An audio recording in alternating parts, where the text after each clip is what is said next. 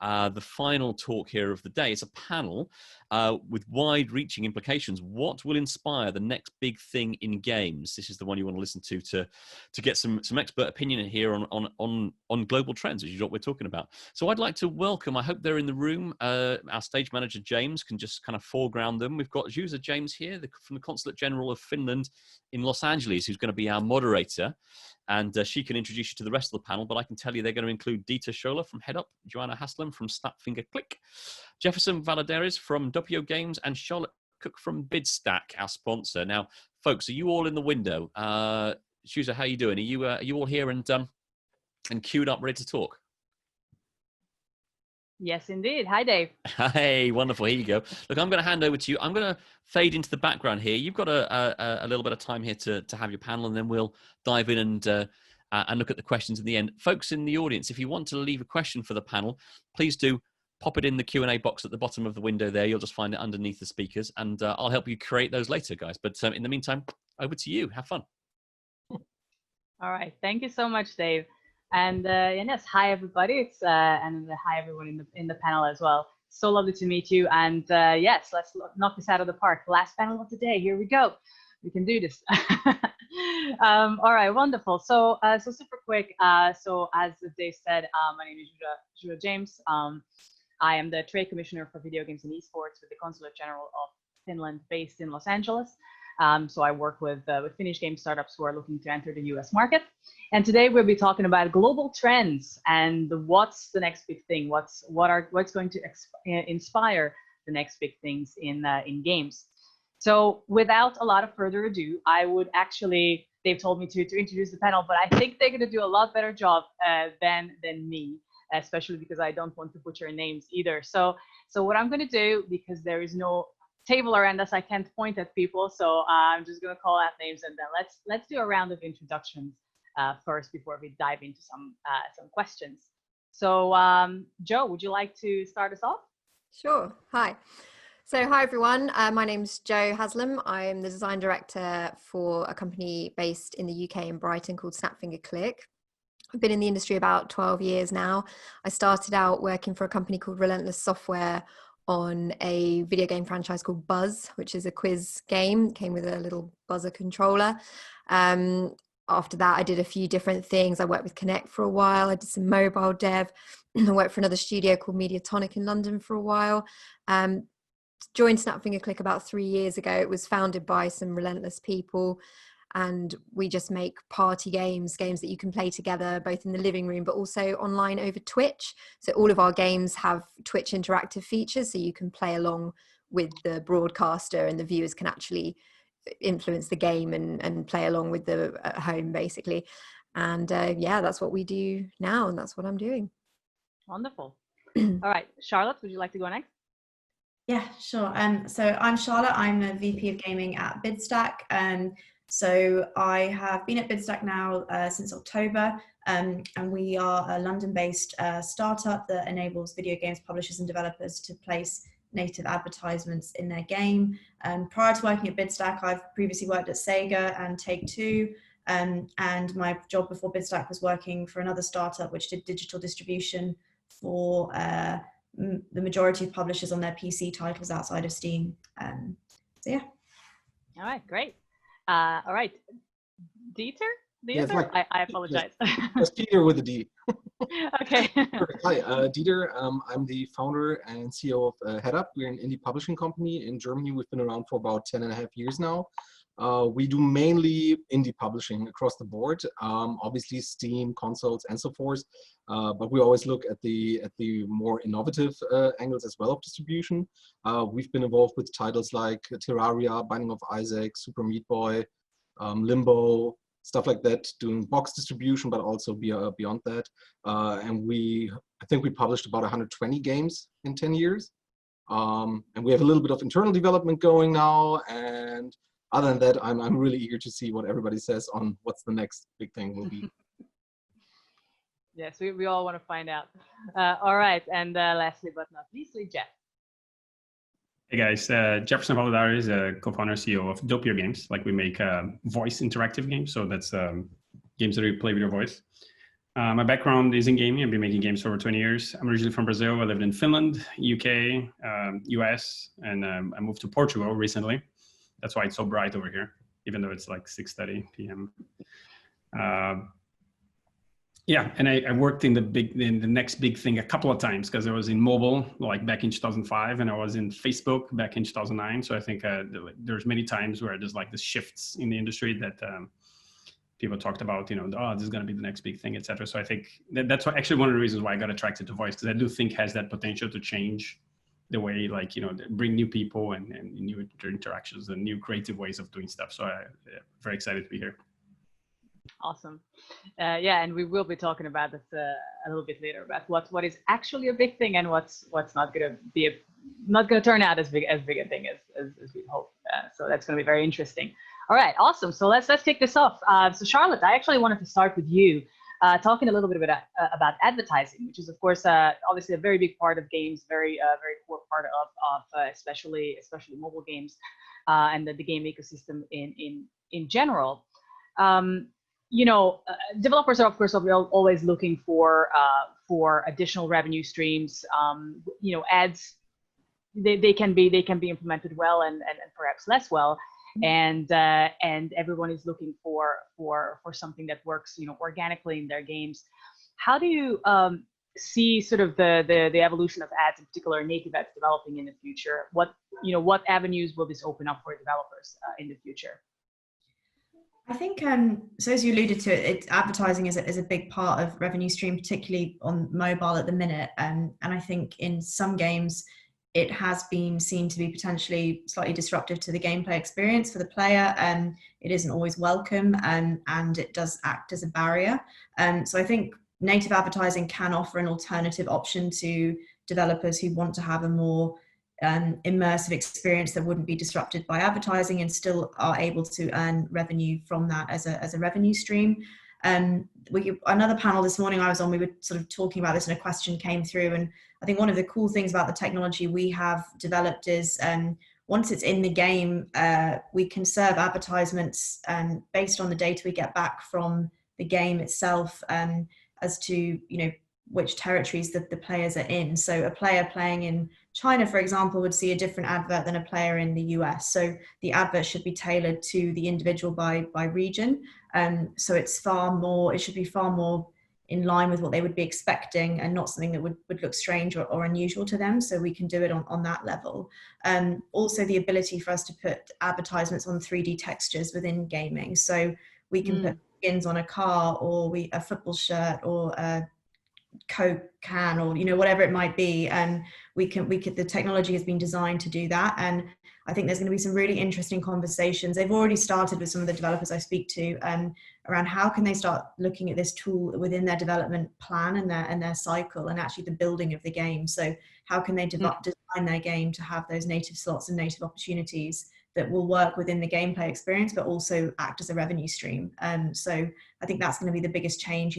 Hopefully people having the psyche of, oh, if I put, these billboards here, they would look great and they would work with the story, but also there's a potential to work with certain brands and that sort of thing.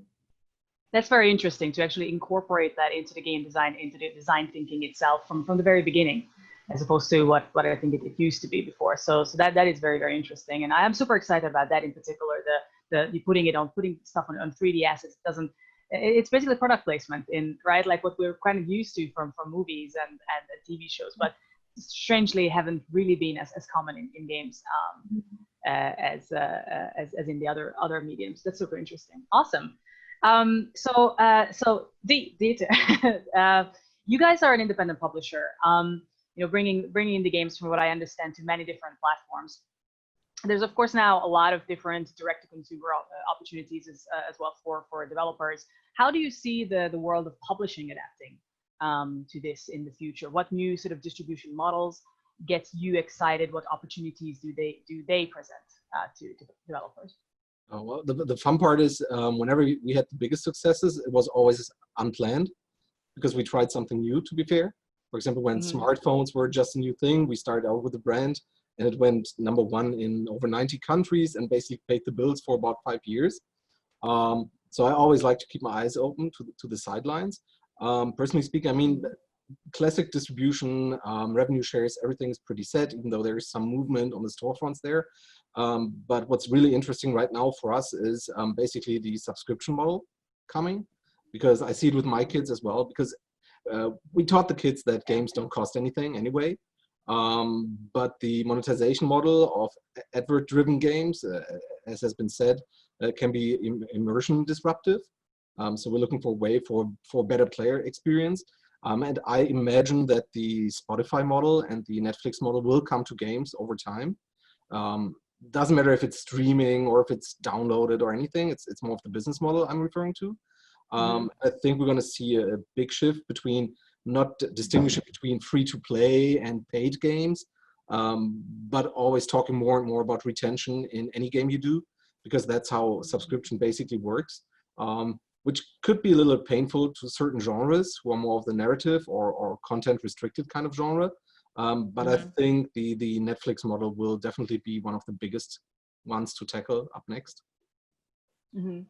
Yeah, that's very interesting. And of course, the services sort of exist now, right? The big one on mobile, at least, is of course Apple Arcade now, but Xbox Game Pass and PlayStation, they already have these services. But I agree that I'm very I'm excited from it from a consumer standpoint and slightly dreading it from a developer standpoint. So that's something that I would like to touch on with you. Like, how do you see that affecting the developers? What considerations they will need to have going forward? But yeah, go ahead. Yeah, we've been fortunate. We've been part of the Apple Arcade launch lineup last year. It has been very good experience. We've also been in Google Play Pass. And both titles we shipped were actually premium titles, one coming from console, one coming from mobile. But still, the success rate has been very, very good, especially considering that we didn't see a drop on our general App Store performance for Google Play Pass, for example, which was the same title being available on Play Pass as on the App Store itself. And it didn't affect, it actually the numbers went higher on the general Play Store, even though we were in subscription. So the market is big enough, especially for companies of our size. So I think there are a lot of chances also coming along. I'm just worried that at some point when the bigger IPs and so forth come in, obviously people go to the big hit-driven, marketing-driven titles more than anything else. I mean, we all know how hard it is to earn money from Spotify as a musician by now.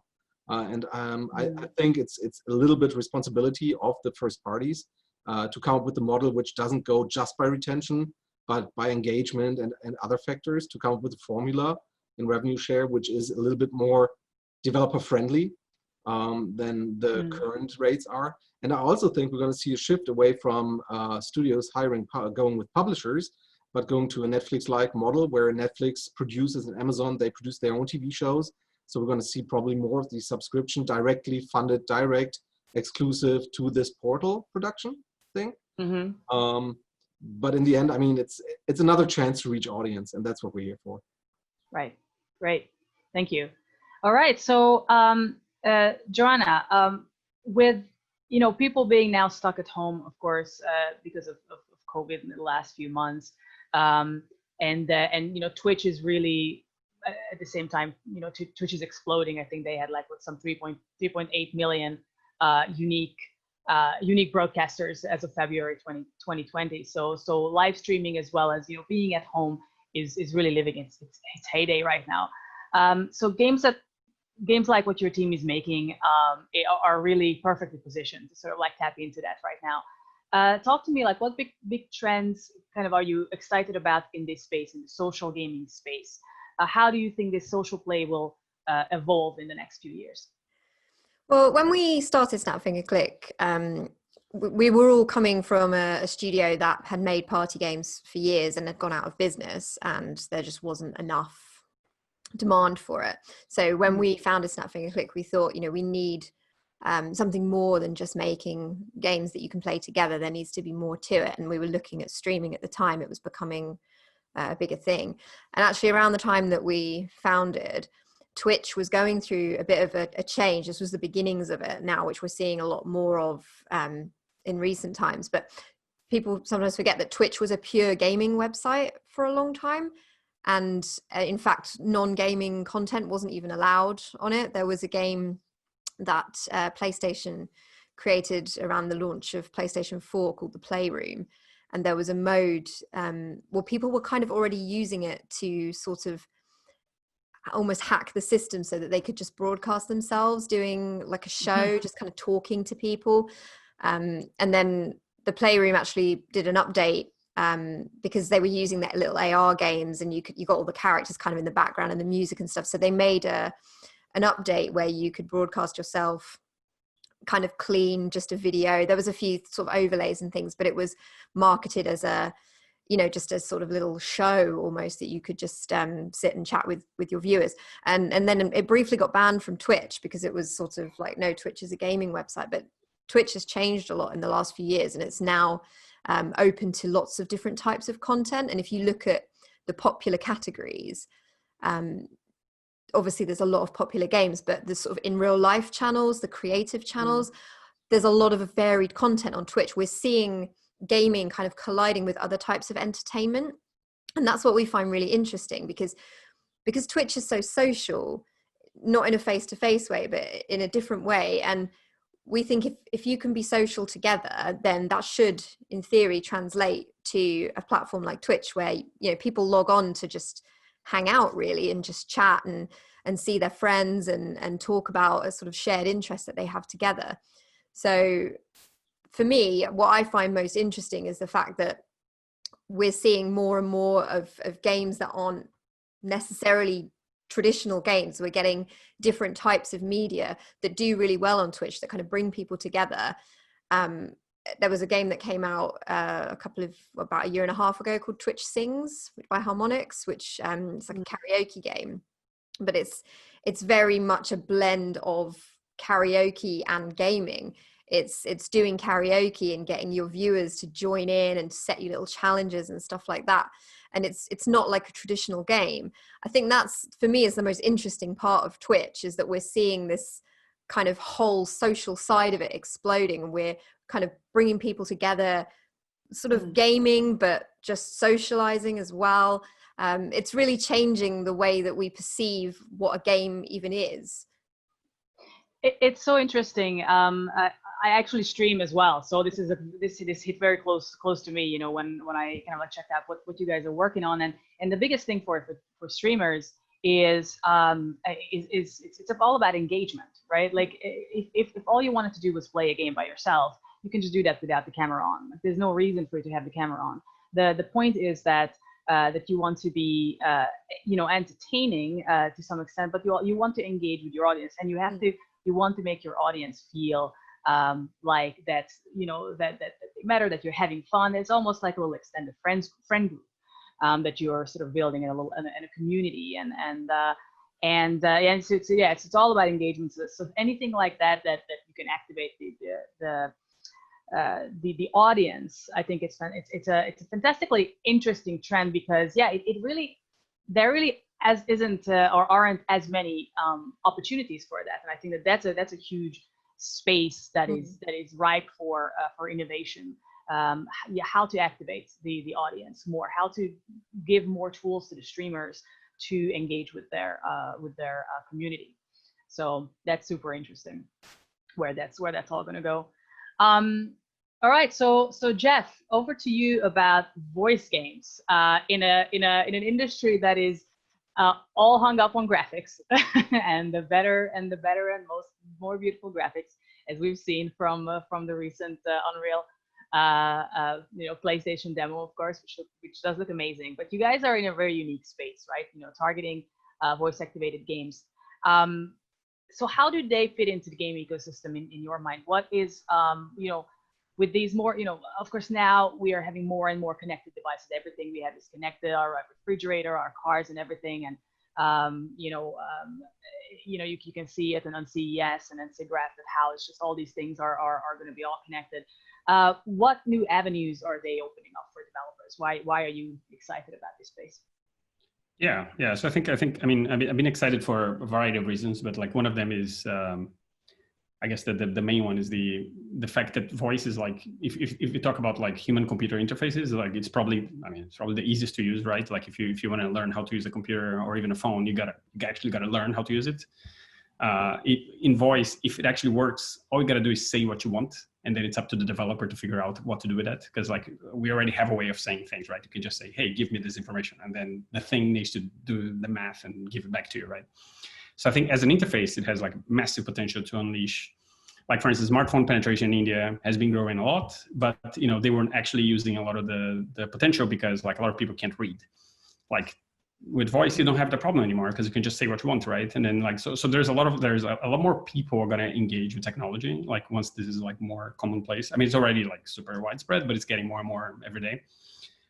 So there's the accessibility factor. The interface, super easy to use. It's fast. It's like faster than typing, faster than like file new, like trying to figure out what you want to do. You just say what you want, right? Obviously, it hasn't been perfect. Like in the past, technology, there's a lot of things that need to like improve and have been improving over the years to get there. But yeah, the potential is there.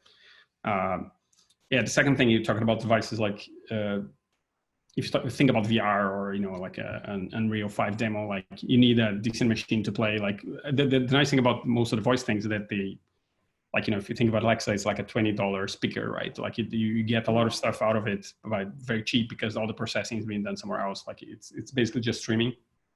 Mm-hmm. Again, it goes into the accessibility. Like, you know, I tell people we're making these games and people say like, oh, how do I install it? And I'm like, you don't. You just go in front of the thing and say, open the Vortex, which is like one of our first game, and then you start playing. That's as easy as that, you know? So there's that element of it as well. That's like, and again, you can play, I mean, the Xbox One has Alexa, so you can play on Xbox One if you want, but like it basically can play like across like a variety of devices, which again, it's very inclusive. Right. And then there's the creative part. Like, I mean, using your voice is an emotional thing. I mean, we just talked a little bit about karaoke, and, you know, there's certain things that you do, like typing the same message and actually saying it out loud. Like the fact that there's like air coming through your pipes, like makes it like a different experience. So like, I'm really excited about just trying to figure out like these emotional and different types of things that, I mean, there's been a few voice games, you know, like some research stuff in the 70s, and there's like a couple of games here and there, like some stuff from Japan. Kinect did a lot of things, but like this is the first time where there's actually like, you know, the big audience like around it. So I think, you know, there's the opportunity to create those kind of generation defining experiences. Like, you know, the same way Angry Birds like was born, like, you know, 10 years ago out of, you know, the explosion of mobile devices and things like that. And yeah, maybe we were talking about like who, like if voice, a lot of people also ask like, you know, oh, you make audio games? And I said, no, it's voice activated games. Like all of our games have graphics. Like if you have like a device with a screen, you can see. So of course we're not as excited about Unreal 5 stuff, but, you know, like there are like, I believe the future is going to be multimodal. So you're going to talk, because, you know, even though audio has advantages as a feedback mechanism, like a lot of people play our games when they're doing the laundry, when they're running, when they're like, because it's a multitaskable thing, because you don't need to be looking at a screen. So like it kind of opens up different types of experiences and different moments in the day where you could be playing. Mm-hmm. But I mean, we're very visual animals, right? So the same way like voice is a very good way for us to send information out, like visuals is our preferred way to get information back. So I think that's the, if I go ahead like 5 years from now, the loop is going to be like, we're going to be talking to a lot of our devices. Yeah. But, you know, the feedback is going to be, it's going to remain like majorly visual, I think. Very interesting. Yes, we're going to talk about the convergence of all these things in a minute, because I'm very interested. And I do see like between all what you are working on, how they could actually converge into, you know, there's the big, well, I don't think it's a buzzword. I think it's happening, you know, the metaverse and the, you know, the place for all these things in it. But let's talk a little bit about what we were alluding to earlier around that Jeff started out with that is very interesting around, and something that I think everyone would love to know. How do you tell the next big thing from the next big fad? Right? It's very much, you know, it's both a skill and a science. Just look back 10 years and you know what, like, and you can tell the next big thing 10 years ago. That's very easy. Very easy, yeah, done. But then no, that is the big question, right? Is that how can we tell, right? It's a bit of luck, it's a bit of science, you know, it's a bit of prediction and timing, of course.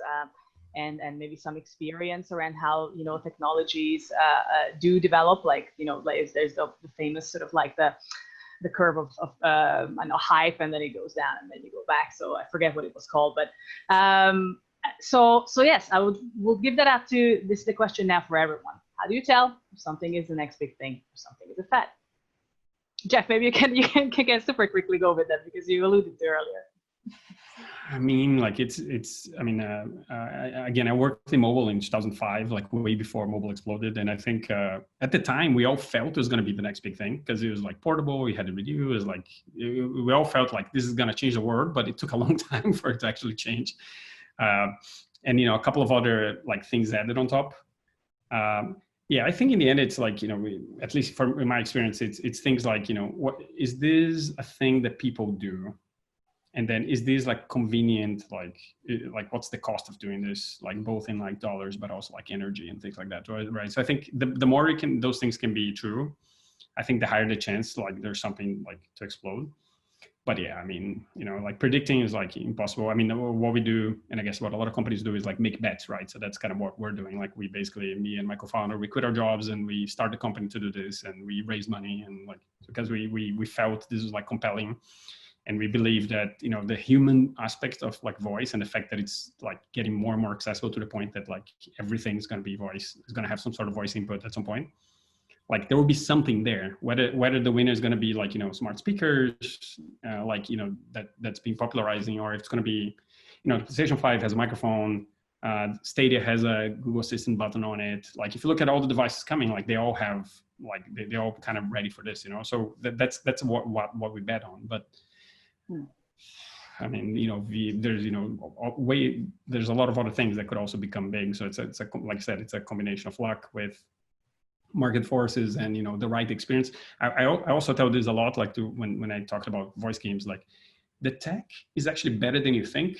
Like a lot of things that's missing is like good, like people creating good experiences for it. Like, which, like a lot of the people who are doing the experience for them right now are not actually game developers. So these are the people who made a voice thing and they got some traction, and then they do more of these things, But I think the more you get people like who are really creative, and then the barrier to create experience for it, the barrier goes down. Like the tech becomes more accessible from the creative side as well. Then you actually start getting like the really good experiences, So I think there's that element as well. So I think you got to have like the right thing, the right market forces, the right people making stuff for it. Yeah, I know. Oh God, how do you know? All right, anyone else? Yeah, I'll say I worked through many fads, so I've seen it from that side. I joined the industry right in the middle of this like love-in with peripherals, the time when SingStar, Buzz, Guitar Hero, Rock Band, all of those kind of games came out. And yeah, like obviously that lasted a while and then it stopped. And I think, I worked on Connect as well. And I remember working on Connect, there was a lot of cynicism of, this isn't going to last. But at the same time, there's a lot of an opinion of, does it really matter? Let's make hay while the sun shines. If this is a fad, so be it. And I do think even with fads, it's sort of like, it does change things, even if those things don't stick around. The love-in with peripherals kind of paved the way for the Wii. And then, of course, that sort of paved the way for opening up console gaming to a wider audience. I think that those kind of games did a lot of good in terms of showing people who'd never considered themselves gamers before that they could enjoy console games, and that has persisted, and that has shaped the industry in other ways and brought new genres and new other things. It's led to other things. So in a way, it's sort of like, yeah, I think it's impossible to know, but it still leads to something. It still kind of takes us somewhere and changes things, even if something comes in and out of fashion. I don't know if it's necessarily a reflection on it being, a bad thing or a failure. It had its time and it's gone and we've moved on, but it's left a kind of mark on the industry. Yeah. And Dieter, didn't you work on live? Like No, we didn't work on it. We worked on it on the very early days. We were partners with them. We were also angel backers of Ouya, which was probably the biggest money I've ever put into anything. And I've got a very nice sweatshirt, and that's about it. But I really like to branch out on like niche hardware. For us, spotting trends is basically our basic rule is first we have to find a demand. Sometimes there are really great technologies which get me really excited, but if you ask, is there really a demand for it? And you can't really positively say yes, then it's probably going to be a failed tech or a failed approach. And also we need to be able to pitch it to the next drunk guy at a bar in like 2 sentences, and he needs to get what we're aiming at. Taking, for example, Stadia. I'm a big fan, technically wise. I think Stadia is great. I'm still not sure on the demand of it, though. I mean, this play on every device is basically, I've got my experience on a big TV, which is like 4K, Doomish experience, hardcore gaming. And while I'm on the go, I want to have like a 5-minute short session of a game. It's 2 completely different approaches to gaming from my perspective. And then there's, if I go into a tunnel, I will lose connection. So for me, Stadia right now, there's not the demand yet, even though the technology is great. While I think Apple Arcade has a great approach right now, but is not as tech oriented. So I think basically it's always a matter of demand in the end on what's going to make it. I also think, for example, that Android gaming is still in its very early stages. And I think Android gaming will become so large because of the device spread across all devices. And it's not even remote. Like we haven't really seen a significant Android console, even though the technology is great and Unity is supported out of the box and it's cheap and it's upgradable by now. NVIDIA Shield is doing a great job, but that's more for core. So I think the demand question is something we always put first before entering a trend or entering a fad.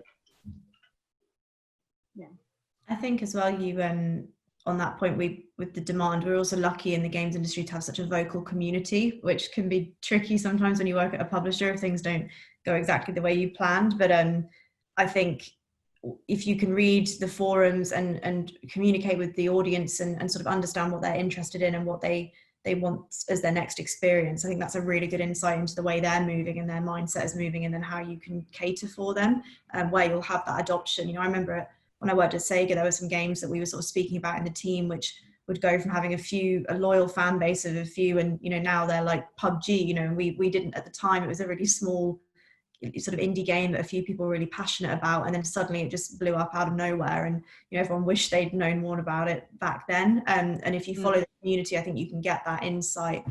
Also adoption from other industries. You know, I think if you look to the point of voice or VR, you know, other industries are taking that technology and adapting it for education or training. And as those become more mainstream and people adopt this technology more in their life for other reasons, it then serves as a way for us to take advantage of that and work with them to have, you know, entertaining experiences as well with the same pieces of hardware they maybe have at home. So I think, yeah, just being very aware of the community trends is a big, you know, huge help in predicting. But it's the $1 million question, isn't it, that everyone would like to know the answer to? Yes, that's what we wanted to know. Yes, all right, wonderful. So we are now getting towards the end, so I'm going to take a couple of questions real quick, because I think we just have a few minutes left. So there's actually a question for Jeff from Argyris Ventilas. I apologize if I incorrectly said that. So they say voice interfaces are quite stateless for the player and speech recognition isn't always successful. Don't these limitations take away from the experience? Yeah, I think, I mean, obviously, you know, limitations like are always a thing. And I think, you know, a lot of the traditional, let's say, stuff that you do out of the box with those things is very one shot, so there's no state. I mean, our games are very much stateful, I would say. We do manage that on our end and things like that. Voice recognition is not perfect, that's correct. It is getting better all the time though, like those things get improved, like, you know, even from 2 years ago when we started to now, it's already like, you know, leaps and bounds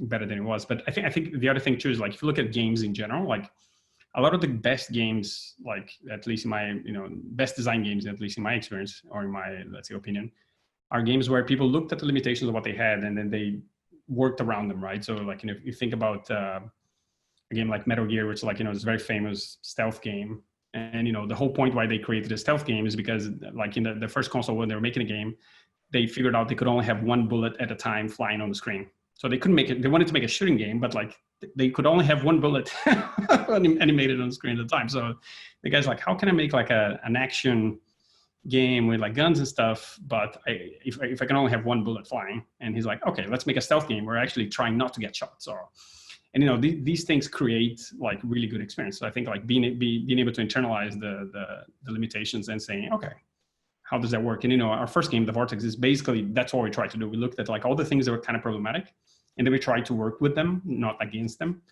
And I think that's how it usually works, right? And I mean, games don't need to be perfect technically to hit that emotional point. Of course, as the tech gets better and Unreal 5 gets sexier, then some things do get better. But I think you can make a lot of really fun experiences with like lo-fi stuff. So I don't think it's a problem. Awesome, thank you. So okay, so we do have a few more questions, but there's actually one that I hope we'll get to them all, but there's one I definitely wanted to ask. So let's go to that one. George's Dry asked, could each panelist take a bet about what is the next big game design trend in PC and or mobile? Should I? Go for it. I think it's the seamless integration of streaming technology, video stream, influencer kind mentality into games themselves. So we can blend right from gameplay into a YouTube stream. People can go back and forth between being a passive audience to an active member in the game. So I think that's actually one of the big things and great things about Stadia, which I see coming, is that you can actually integrate it seamlessly with YouTube. People watch a trailer, they click on a button, they go directly into the game, or they go directly into the stream, back and forth. I think the seamless integration across multiple media formats is something I see coming pretty quickly right now.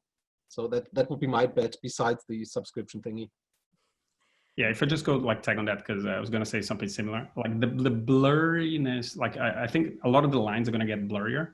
And he's talking specifically about like, the playing versus streaming, but also like platforms. I think there's a lot of kids today that grew up like Fortnite, where they can play that on their PC, on their console, on their Switch, on their phone. So like there's going to be more of that expectation, like that you can just like do whatever you want, whatever. So I think, it's similar to like, you can play, you can stream, you can play on your at home on your console. So I think, people are going to be less, because I think previous generations were very much about the hardware, like, oh, this thing, I have this thing. And, I think eventually it's going to just be more about the experience, and you can do that whenever you want, Yeah, I was going to say, because I went for a walk earlier and I actually played Pokemon Go, and I was thinking, it's a bit of a shame that location-based gaming is just kind of a bit dead now because of all the pandemic. But then it got me thinking about something that I've seen lately a lot that people are doing, which is integrating games into software exactly like Zoom, that they're playing video games with their friends over video chat services. They can have their own almost little private streams with their friends. As we're sort of dealing with this new normal, and we don't know how long we're going to be in this situation for, at the moment people are playing games that just happen to work that way. Like Snap Finger Click, we've made a game that just happens to work that way, but we didn't design it with that in mind. But now that we're seeing people playing games like our game, like Jackbox, and other games that you can all join together, play together, and chat and see each other at the same time, I think that's going to be interesting, particularly for PC, because being able to integrate that in and perhaps see that in actual video chats software as well, being able to integrate games into that. I think that could be a big thing, at least in the next couple of years, and may become the new way that people like to socialize with their friends when they see how fun and how interesting it is to do. Charlotte, did you want to make it? Yeah, I was going to say something like Jeff and Data said. I think the crossplay functionality and the sort of emergence of streaming, becoming so much more a part of the gameplay experience and linking that into design. I think also potentially some new tools to enable people who probably aren't pro coders or programmers to develop games as well. I think maybe an emergence of more toolkits to enable people to look into developing games themselves. Yeah. I think that could be a trend we see as well. Yeah, absolutely. Yeah. Somebody did ask about that, so I'm glad you touched on that, because I agree. I think that's going to be a huge thing, that democratization of creation. It's already happening, and it's just going to accelerate even more. So I think it's going to be great. All right, so I think that we are at the end of our time. So thank you, everyone. I apologize if I didn't get to everyone's questions, but thank you for listening, and thank you, Dave. Back. I'm back. Wonderful. That was a great panel. Thank you very much. Lots to think about there, and absolutely fascinating. And you know, some of the topics that you've covered, looking at the next big thing, are things that chime very much with some of the editorial angles that we've been looking at to cover on our sites, actually. So I'm sure we'll be catching up with all of you to cover those topics. Look, Zsuzsa, thank you very much for hosting the panel there, and thank you to all our panelists. I'm going to give you a round of applause. You can just unfortunately hear me, but I'm sure everyone in the room is doing the same. Hopefully it won't be too long until we get a chance to do it in person. You know, I'll get a round of applause from the whole crowd there. So thank you very much. And actually, you've brought the afternoon to an end. That's the end of Pocket Gamer Connect's digital first day. So thank you very much, and to everyone who's stayed with us.